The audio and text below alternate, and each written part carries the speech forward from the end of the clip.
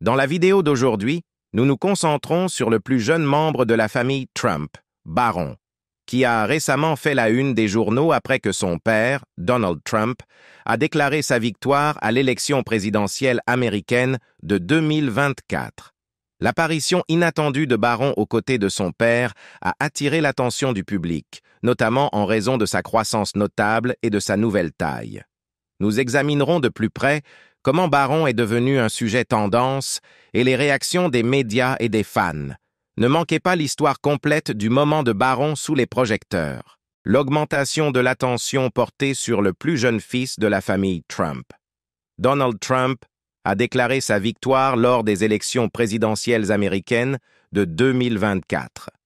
Mais dans son discours de victoire devant une foule enthousiaste, l'attention ne s'est pas seulement portée sur lui, mais aussi sur son fils Barron Trump. Beaucoup ont été choqués de voir à quel point le garçon était devenu beaucoup plus grand qu'auparavant. Beaucoup ont loué la carrure de Barron Trump. Il est désormais connu pour mesurer 2,04 mètres. Lors de l'élection de Donald Trump en tant que 45e président des États-Unis, Barron est apparu pour la première fois avec ses parents en 2016. Il est le seul fils de Donald Trump et de sa troisième épouse, Melania. Né le 20 mars 2006, Barron est surnommé le prince de la Maison-Blanche, salué pour son apparence charmante et romantique qui ressemble beaucoup à celle de son père. Il a grandi et vécu la majeure partie de sa vie à New York. Après l'élection de Donald Trump en 2016, il a déménagé à Washington, D.C. avec sa famille et a vécu à la Maison-Blanche. En 2021, après le départ de son père de la présidence, Barron et sa mère sont retournés vivre en Floride, au complexe Mar-a-Lago. Barron entretient une bonne relation avec sa mère biologique. Lui et Melania Trump apparaissent souvent ensemble lors d'événements publics. Melania accorde une grande importance à l'éducation de Barron et veille à protéger la vie privée du garçon.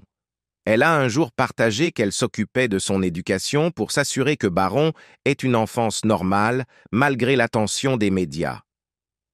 Melania a également décidé de rester à New York pendant un certain temps après l'investiture de Donald Trump en 2016 afin que Barron puisse terminer son année scolaire avant de déménager à Washington. Barron semble être assez introverti et participe rarement aux activités familiales sur les réseaux sociaux ou lors d'événements promotionnels, ce qui contraste clairement avec ses frères et sœurs Ivanka, Eric et Donald Jr. qui sont actifs dans les affaires et la politique. La personnalité calme et réservée de Barron pourrait être due au fait qu'il a grandi à une époque où les médias interférant de plus en plus dans la vie privée des célébrités. Barron fréquente actuellement une école privée en Floride.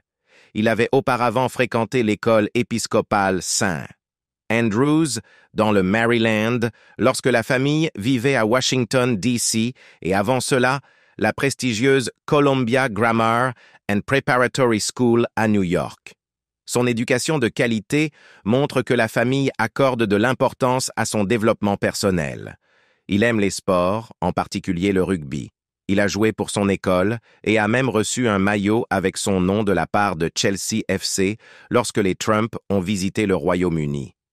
Barron semble passer plus de temps à faire du sport qu'à s'intéresser à la politique ou aux affaires familiales. Il parle couramment l'anglais et le slovène, ce qui lui permet de bien communiquer dans ces deux langues.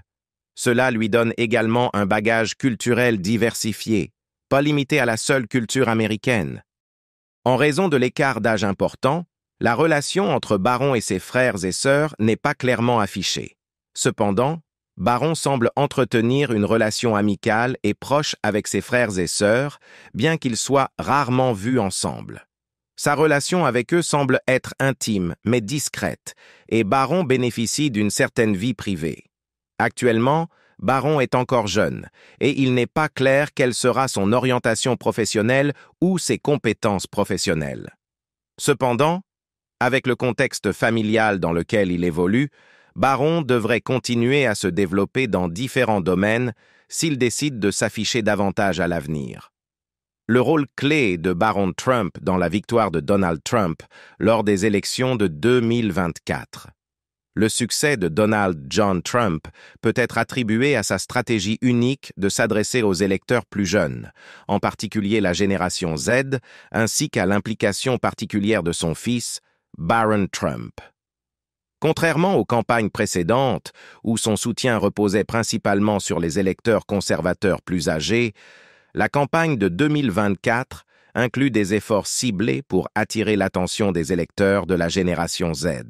Cela constitue un mouvement significatif car la génération Z représente une force émergente dans l'électorat américain, avec plus de 41 millions d'électeurs potentiels, un groupe connu pour ses tendances socialement conscientes et connectées numériquement. L'approche de Trump a mis Barron en avant comme une figure clé pour se connecter avec ses jeunes électeurs, créant ainsi une nouvelle dimension dans sa stratégie de campagne et obtenant des gains inattendus parmi les électeurs jeunes. Harris cible principalement les jeunes électeurs via des influenceurs dont beaucoup seraient payés pour la promouvoir, tandis que Trump a adopté une approche différente. Son arme secrète pour se connecter avec la génération Z? Son fils de 17 ans, Barron Trump, qui est devenu une partie intégrante de sa campagne, contribuant à combler le fossé avec les électeurs plus jeunes. Selon un sondage récent, Donald Trump devance Kamala Harris de 4 points parmi les électeurs âgés de 18 à 34 ans, un groupe qui inclut à la fois la génération Z et certains milléniaux. Cette tranche démographique est particulièrement importante, car 87% de ces électeurs sont certains ou très probables de voter lors de l'élection de 2024. Ces données suggèrent que les efforts de Trump pour atteindre la génération Z, y compris son utilisation stratégique de Barron, commencent à porter leurs fruits. Dans les 9 ans qui ont suivi l'annonce de la candidature de son père à la présidence, Barron Trump a été le membre de la famille Trump le moins médiatisé. Tandis que ses demi-frères et sœurs ont été sous les projecteurs, avançant leurs propres campagnes et intérêts, Barron est resté un simple enfant, soigneusement protégé par sa mère, Melania, et tenu à l'écart de l'attention publique. Mais après avoir fêté ses 18 ans en mars, le plus jeune des Trump semble avoir fait ses premiers pas prudents dans la politique. En coulisses, son influence a contribué à permettre à Donald Trump de reprendre la Maison-Blanche. Donald Trump a trouvé un succès significatif auprès de la génération Z grâce à Barron, qui devient ce que beaucoup appellent l'arme secrète pour obtenir le soutien de cette génération. Contrairement aux stratégies politiques plus traditionnelles de son père, l'implication de Barron apporte une touche authentique et personnelle à la campagne de Trump, résonnant avec les jeunes électeurs d'une manière unique et percutante. Dans une interview, Donald Trump a loué son fils en disant « C'est un très bon jeune homme. Pour moi, il a toujours été juste un garçon. » Avant d'ajouter « Barron est un excellent athlète. C'est un gars très intelligent et il attire l'attention du public. Je l'ai vu. » Cette admiration pour les qualités de Barron n'est pas seulement personnelle, mais aussi stratégique. Trump a reconnu que la connaissance du monde numérique de Barron et son attrait pour les générations plus jeunes sont inestimables pour la campagne. Un exemple notable de l'influence de Barron pour se connecter avec la génération Z a eu lieu lors d'une diffusion en direct avec Adin Ross, un streamer populaire de Twitch et une icône de la génération Z. Ce stream a recueilli près de 600 000 vues, propulsant Trump dans le monde des plateformes numériques essentielles pour le public jeune. Grâce à l'aide de Barron, Trump a pu naviguer et participer à des plateformes comme Twitch, X-Space avec Elon Musk, et même à des podcasts comme This Past Weekend avec le comédien Theo Von. Ces apparitions ont non seulement permis à Trump de toucher un public plus large de la génération Z, mais ont aussi montré la volonté de sa campagne de s'engager avec de nouveaux médias qui résonnent avec les jeunes électeurs. La compréhension approfondie de Barron Trump du monde numérique joue un rôle important dans l'approche de son père envers la génération Z, grâce à sa forte présence sur les réseaux sociaux et à sa connaissance des tendances en ligne. Barron a été en mesure de guider la campagne d'une manière qui attire cette génération connectée. Bien que Donald Trump lui-même ait participé à divers podcasts et streams, c'est l'influence discrète de Barron qui est créditée pour avoir aidé à façonner les messages et stratégies qui touchent les jeunes électeurs. Des spéculations ont émergé selon lesquelles Barron pourrait opérer sur les réseaux sociaux en utilisant des comptes anonymes pour partager du contenu conservateur et interagir avec la communauté en ligne. Cela lui permettrait de préserver sa vie privée tout en contribuant aux efforts de campagne de son père. Une telle stratégie correspond à l'anonymat en ligne auquel de nombreux membres de la génération Z sont habitués, rendant l'implication de Barron plus organique et moins ostensiblement politique. En plus de la stratégie sur les réseaux sociaux, la campagne de Trump a beaucoup investi dans la publicité pendant les diffusions de football universitaire populaires. Cela correspond à leurs efforts pour s'attaquer aux habitudes de consommation des médias de la génération Z en utilisant des plateformes qui attirent de larges audiences jeunes. Ces publicités ont été un mouvement stratégique, ciblant la génération Z là où elle est la plus susceptible d'interagir avec les médias, lors d'événements sportifs en direct et de contenus en ligne populaire.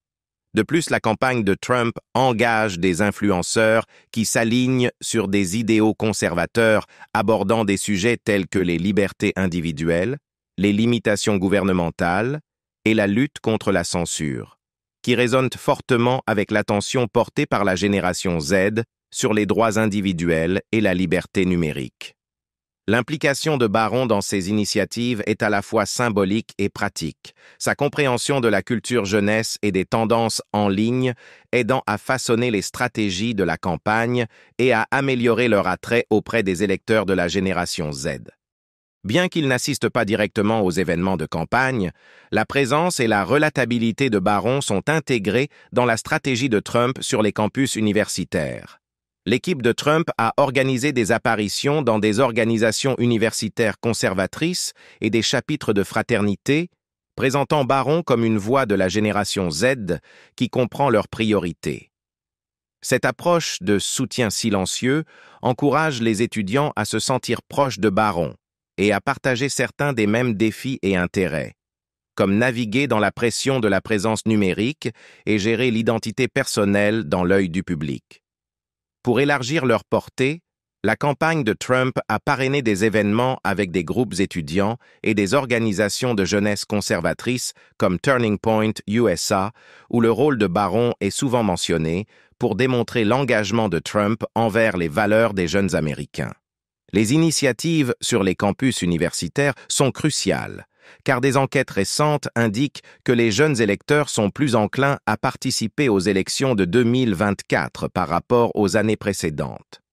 Selon Circle, environ 87% des jeunes électeurs ont exprimé qu'ils étaient probablement prêts à voter, faisant des initiatives centrées sur les campus une priorité.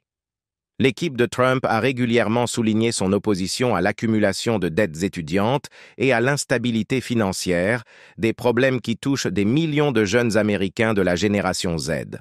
En présentant Barron comme un père relatable et même un futur leader avec ces mêmes préoccupations, la campagne de Trump cherche à créer un sentiment d'unité et de défense autour des défis économiques auxquels les jeunes Américains sont confrontés.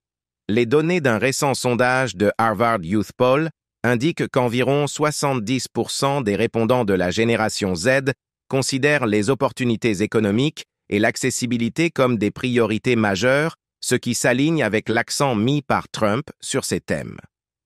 Malgré son profil relativement discret comparé à d'autres figures politiques, le rôle de Barron dans la campagne a été décrit comme essentiel. Sa capacité à se connecter avec l'ère numérique fait de lui une ressource vitale pour une campagne politique cherchant à moderniser son approche et à attirer la prochaine génération d'électeurs. Les motivations personnelles de Barron pour soutenir son père trouvent leurs racines dense expérience en grandissant dans une famille souvent sous intense surveillance médiatique. Depuis son jeune âge, Barron a vu sa famille faire face à de vives critiques de la part des médias et des cercles politiques. Ces défis ont probablement alimenté son désir de soutenir son père et de l'aider dans sa campagne. Le soutien de Barron ne repose pas uniquement sur une idéologie politique, mais sur la volonté de protéger et de défendre sa famille face à un examen public constant. Cette connexion personnelle est quelque chose qui pourrait résonner avec la génération Z, une génération qui valorise l'authenticité et les histoires personnelles. Les efforts de Kamala Harris pour séduire la génération Z lors des élections de 2024. Non seulement Trump a mis l'accent sur l'attraction de la génération Z, mais Harris a également tenté de mobiliser cette tranche démographique. Malgré des campagnes significatives qui ont mis en avant les priorités essentielles de la génération Z, ces efforts ont finalement échoué, ce qui a conduit à une défaite dans la course. La stratégie de campagne de la vice-présidente Kamala Harris pour mobiliser les électeurs de la génération Z en 2024 combine les médias numériques, l'engagement sur les campus et un focus aigu sur les problèmes centraux des jeunes Américains. L'approche de Harris intègre les réseaux sociaux, les partenariats avec des influenceurs et une défense directe de politiques jugées cruciales par la génération Z, comme le changement climatique, les droits reproductifs et l'égalité économique. En combinant engagement en ligne et activisme axé sur les enjeux, sa campagne vise à établir des liens avec les jeunes électeurs et à encourager la participation. Reconnaissant la préférence de la génération Z pour les réseaux sociaux comme principale source d'information, la campagne de Harris a investi massivement dans des plateformes comme TikTok, Instagram et Snapchat. L'équipe de Harris a également collaboré avec des créateurs numériques et des influenceurs populaires auprès de la génération Z, qui présentent ces politiques de manière accessible. Une étude du Pew Research Center a noté que 60% des membres de la génération Z se renseignent principalement via les réseaux sociaux. C'est pourquoi l'équipe de Harris s'associe à des personnalités numériques ayant une large portée auprès des jeunes. Les influenceurs discutent des politiques de Harris à travers leur contenu, facilitant ainsi la portée de sa campagne auprès des jeunes indécis ou politiquement désengagés. À travers ces partenariats, la campagne de Harris s'est concentrée sur des sujets qui résonnent avec la génération Z, en particulier les droits reproductifs et l'action pour le climat. Un exemple notable est le partenariat de la campagne avec des militants environnementaux qui amplifient les propositions climatiques de Harris. Ces influenceurs partagent les détails des projets de Harris visant à investir dans les énergies renouvelables, à élargir l'accès aux emplois verts et à atténuer les impacts climatiques sur les communautés marginalisées. En plus de l'engagement en ligne, la campagne de Harris mène des actions en personne dans plus de 150 campus universitaires situés dans des États clés comme l'Arizona, la Géorgie, la Pennsylvanie et le Wisconsin. Harris a effectué plusieurs visites dans des universités, organisant des rassemblements et des conférences sur des sujets tels que l'allègement de la dette étudiante et les ressources en santé mentale. Cette stratégie vise à augmenter l'inscription des électeurs parmi les étudiants, en particulier dans les États stratégiques où les jeunes électeurs pourraient influencer le résultat. Selon le Center for Information and Research on Civic Learning and Engagement, la participation des jeunes électeurs en 2020 a été parmi les plus élevées, en partie grâce à des initiatives sur les campus. La campagne de Harris se concentre également sur les communautés marginalisées au sein des campus universitaires, où l'engagement est souvent plus faible en raison de facteurs socio-économiques. Grâce à des actions ciblées et des partenariats avec des organisations étudiantes, son équipe cherche à surmonter les obstacles qui pourraient décourager les jeunes électeurs, comme des processus d'inscription complexes ou un manque d'informations sur le vote. Des événements comme des rassemblements pour s'inscrire sur les listes électorales organisés par des groupes universitaires et des militants offrent des opportunités pour les étudiants de poser des questions et de comprendre comment le vote influence directement les enjeux qui leur tiennent à cœur, de la financement de l'éducation aux droits reproductifs. La campagne de Harris a adapté son message pour se concentrer sur les principaux enjeux que les sondages montrent comme étant les plus importants pour les jeunes électeurs. Le changement climatique, les droits reproductifs et la justice raciale sont au cœur de sa stratégie de communication. Par exemple, l'équipe de Harris a mis en avant son soutien à l'allègement de la dette étudiante et aux programmes fédéraux qui subventionnent l'éducation et la formation professionnelle pour les jeunes. Des sondages d'organisations comme Gallup et Circle révèlent qu'environ 70% des électeurs de la génération Z priorisent le changement climatique et les politiques environnementales, faisant de l'agenda climatique de Harris un aspect crucial de son appel. Pour aborder les droits reproductifs, la campagne de Harris met en avant son engagement à protéger et à étendre l'accès à la contraception et aux services d'avortement. Après le recul récent de Roe v. Wade, les jeunes électeurs ont manifesté un intérêt accru pour les politiques de santé reproductive. Harris s'est positionnée comme une défenseuse de ces droits, un message qu'elle partage directement avec les électeurs via les publications d'influenceurs et lors d'événements sur les campus. Cette défense vise à consolider son soutien parmi les électeurs de la génération Z qui considèrent l'accès aux soins de santé reproductive comme un enjeu crucial. La stratégie de la vice-présidente Harris pour mobiliser les électeurs de la génération Z est complète, utilisant un mélange d'engagement en ligne, de partenariats avec des influenceurs et de sensibilisation sur les campus pour se connecter avec les jeunes électeurs. En abordant les enjeux clés et en rencontrant la génération Z là où elle se trouve, en ligne et sur les campus, la campagne de Harris se positionne comme réactive et pertinente par rapport aux besoins et aux valeurs de la jeune génération. La vision politique de Trump pour un deuxième mandat. À la suite d'une victoire en 2024, Donald Trump devrait introduire une série de politiques et d'initiatives visant à redéfinir des domaines tels que l'immigration, la criminalité, l'économie, la politique étrangère et les enjeux sociaux. Les politiques d'immigration de Trump pour son deuxième mandat devraient être très strictes. Il prévoit de restreindre les permis de travail pour les immigrés sans papier et de désigner les cartels de la drogue mexicains comme des organisations terroristes pour justifier des actions contre eux. De plus, il souhaite créer un fonds pour les victimes de crimes liés à l'immigration illégale en utilisant les biens saisis aux organisations criminelles pour financer cette initiative.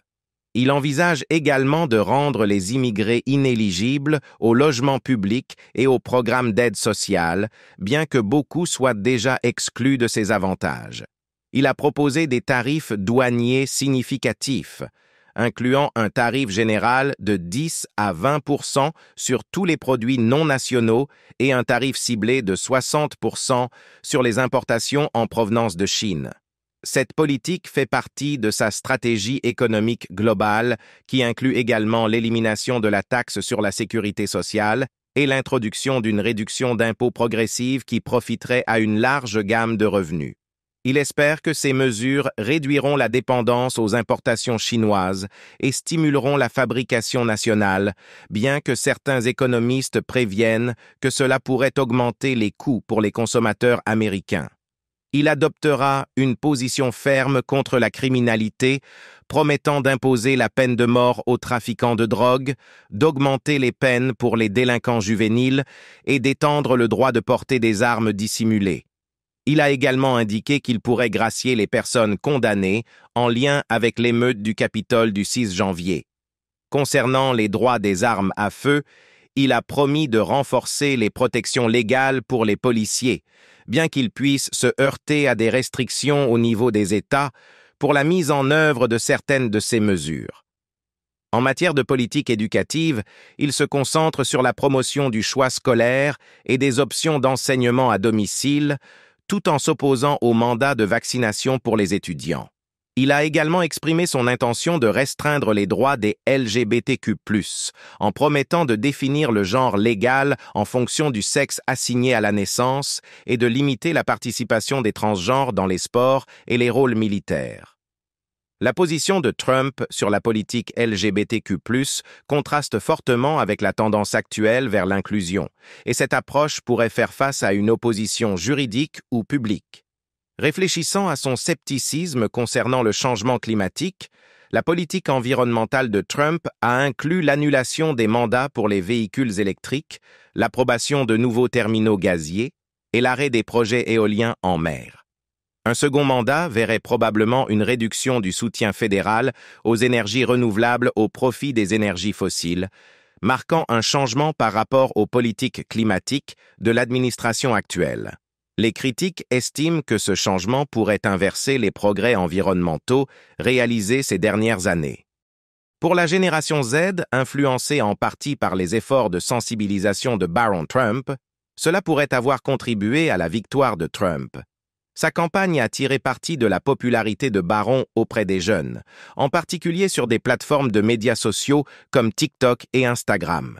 En se concentrant sur des enjeux qui résonnent avec la génération Z, tels que la stabilité économique, la création d'emplois et la liberté d'expression, la campagne de Trump visait à répondre aux préoccupations des jeunes électeurs concernant l'incertitude économique et les perspectives de carrière. Le rôle de Baron a contribué à combler le fossé générationnel, augmentant potentiellement le soutien de la génération Z dans les États où leurs voix étaient les plus déterminantes. En résumé, les projets politiques de Trump reflètent ces principes fondamentaux de son premier mandat, avec des efforts amplifiés pour limiter l'immigration, soutenir les industries nationales et affirmer des politiques sociales conservatrices. Toutefois, la mise en œuvre de ces changements pourrait rencontrer des obstacles au Congrès et faire face à des défis juridiques au niveau des États. À mesure que Baron Trump s'approche de la scène publique et s'engage dans la campagne politique de son père, beaucoup se demandent quel pourrait être son avenir en politique américaine. Son influence auprès des électeurs de la génération Z lors de la dernière élection démontre qu'il a déjà un attrait significatif auprès des jeunes générations. Cependant, cela pourrait-il n'être que le début d'un long parcours vers un rôle de leadership? Baron jette-t-il les bases pour suivre les traces de son père, peut-être même dans l'espoir de viser la Maison-Blanche un jour? Nous serions ravis de savoir ce que vous en pensez.